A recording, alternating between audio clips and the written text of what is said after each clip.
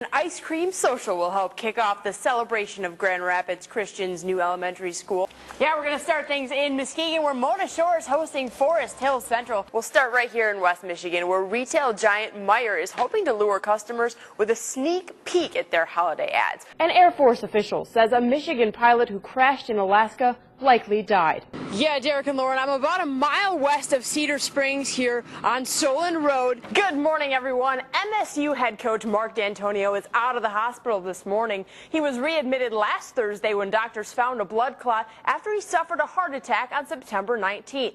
D'Antonio's return to the team, however, is not yet known. Quick note, by the way, Michigan's athletic department did release a statement asking fans to be careful when purchasing tickets, as there have been instances of scalpers selling fakes.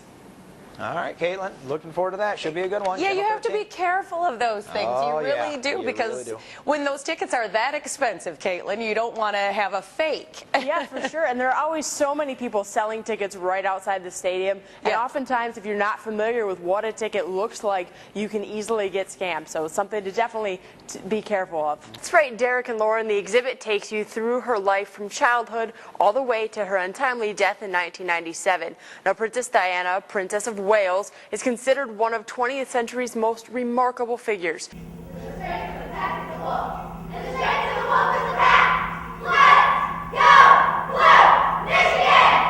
had a lot of injuries. I've had 5 surgeries over the course of my gymnastics career, 4 of which were knee injuries, 2 of which I experienced at Michigan. I had 1 after my freshman year, PCL reconstruction surgery, and then 1 at the second to last meet of the year. I tore my ACL and MCL. I had surgery myself, and I don't know if I could keep coming back from surgeries and injuries like that, but you know, I think that's what gives us, you know, that little edge, is that we really do love what we do. And you know, Kelsey especially, you know, she's had so many injuries, and yet she keeps coming back and she keeps coming back. Kelsey Knutson is the exception, not the rule. The junior from Ames, Iowa, has continued to defy injuries in order to participate in a sport she'll give up at the end of her collegiate career. That's how it is for a lot of us in this sport, because usually you go pro before you go to college, so college is kind of the last step for us in the sport of gymnastics. So is Kelsey's perseverance commendable or crazy? Yeah, I mean, I have a lot of people that may think I'm crazy, but I love the sport. I love the school I compete for, and I love the team. They're like another family to me. And if I can, like, you know, I came back and I feel strong and I feel healthy, and I'm gonna just keep doing what I love to do.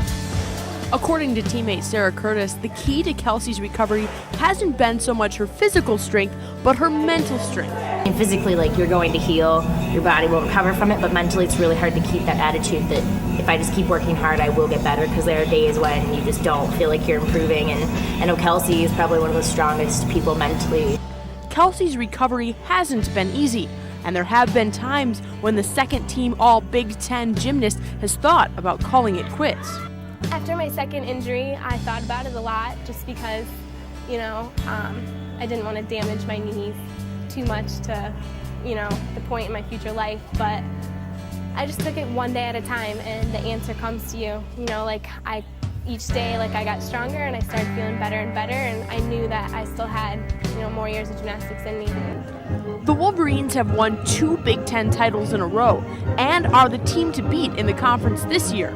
For Kelsey, however, victory comes just from being able to compete.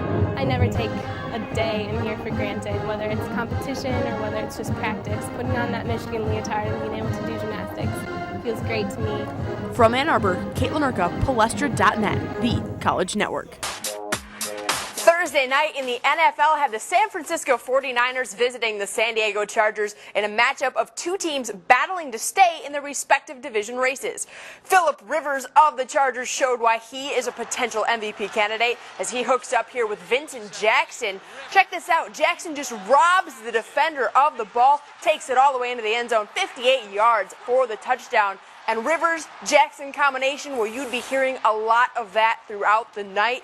The same pair would connect for another score just before the half ends. Again, Rivers-Jackson right across the middle. That would give them a 17-point lead. And again, I said the pair wasn't done because they weren't. Third time is a charm as Jackson again open on the right side, gets it into the end zone. Chargers roll all over the 49ers, 34-7. The NFL is backing plans to hold the next Minnesota Vikings game at TCF Bank Stadium in Minneapolis, despite the safety concerns of players. Monday night's game against the Chicago Bears will be played at the University of Minnesota's field because of the collapse of the Metrodome roof. But the players say University Field is frozen and will cause serious injuries. I mean, in the locker room, that's kind of the buzz. That's the concern with the guy. You know, we don't really care where we play, but just that field isn't heated. And, you know, they can heat it up all they want, but then, you know, we're going to be out there for 3 hours in 0-degree weather, and it's definitely going to be a hard surface. So I think that's probably the main concern with the guys in the locker room. Well, quarterback safety has been a concern for both teams all season. Cutler suffered a concussion earlier while playing against the Giants. Meanwhile, Brett Favre for the Vikings broke his consecutive start streak last week because of a shoulder injury and is questionable for this week's game. His backup, Travaris Jackson, is also out for the rest of the season with an injury. Active and retired military get in free at tonight's Detroit Pistons game. It's part of Military Night. All you have to do is show your military ID at the Palace box office. The Pistons play the Los Angeles Clippers in Detroit, and during halftime, 100 people will take the oath to join the Marines. Switching gears now to some baseball, Tiger slugger Maglio Ordonez will be back in the D next season. Mags reportedly signed a one-year, $10 million deal with Detroit yesterday. The Tigers declined a $15 million option for Ordonez in October, but the team reached the new deal after determining he is healthy. Ordonez broke his right ankle in July and missed the rest of the season. The outfielder turns 37 next month. That'll do it for this morning's sports. I'm Kaitlin Urka. Have a great day. Thanks, Joe. A production team is busy setting up to start shooting the movie Setup later this month in Grand Rapids. The action film stars Bruce Willis, 50 Cent, and some other well-known faces. This is the 5th film shot in West Michigan by producer Randall Emmett. Tonight, he told WZZM 13's Phil Dawson why he keeps coming back. Michigan State Police are looking for the man they believe robbed a Ludington restaurant. Detectives say 25-year-old Matthew Case may still be armed. Police believe the Ludington man robbed the Ponderosa Steakhouse on Highway 10 this past Saturday. Case is 6 feet tall and weighs about 150 pounds. Anyone with information on his whereabouts should call Silent Observer at 1-877-606-8600. A former Berry County commissioner is charged with animal cruelty after police say he drowned a cat at his home. Mark Engelrith is free on bond tonight. Hastings police say in September he caught a cat in a live trap on his property on South Hanover Street. Investigators say he first told an officer he had just finished drowning the animal, but he later told investigators that he was, quote, trying to teach the cat how to swim, and he tried to revive the cat but failed. The Calhoun County prosecutor has taken over the case. Officers have not yet located the cat's owner. An Air Force official says a Michigan pilot who crashed in Alaska likely died.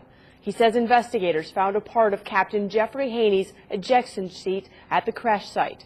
The Air Force captain took off from a base just north of Anchorage on Tuesday. He has not been seen since. Searchers found the wreckage about 100 miles north of Anchorage on Wednesday.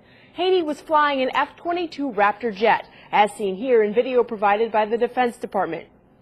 Haney is from Jackson and is a graduate of Western Michigan University. His body has not been found. An Allegan lawyer charged with embezzling money from a client will go to trial. A judge today bound over John Watts. He's charged with embezzling between $1,000 and $20,000 and 2 counts of false pretenses. He's also facing charges for possessing a false car title and driving away in a vehicle that wasn't his. Watts' lawyer says many of the charges stem from a former client with a lengthy criminal record and disgruntled former clients who owe Watts money. Some of the charges date back to 2006. Kent County commissioners are signing off on a plan that will eliminate funding to the Sheriff's Honor Camp. Our partner, the Greenville Daily News, reports the board approved about $4.5 million in budget cuts yesterday. 8 workers will lose their jobs when the honor camp closes. The nonviolent offenders will go to the Kent County Jail. Another 12 county employees will be laid off from other departments, and 40 other positions will remain unfilled. A Marine from Hudsonville is back home with his family tonight. Family, friends, and the Michigan Patriot Guard cheered as Dustin Pepper stepped off his plane at Ford International Airport. Pepper spent about 8 months in Afghanistan searching for bombs. Floats will fill the streets of Grand Rapids tomorrow as the Santa Parade returns with a new sponsor. This is the first year Art Van is sponsoring the event, presented by the Grand Rapids Jaycees. Earlier tonight, crews put the final touches on some of the 98 entries. 5 floats that normally roll down Detroit streets for the Thanksgiving Day Parade will appear in this year's Santa Parade. A sad ending for a dog brought to the U.S. by a soldier serving in Afghanistan. Up next, the mistake an animal shelter employee made concerning the hero dog. And the weather ball is solid blue tonight. Joe returns with West Michigan's proven most accurate forecast next.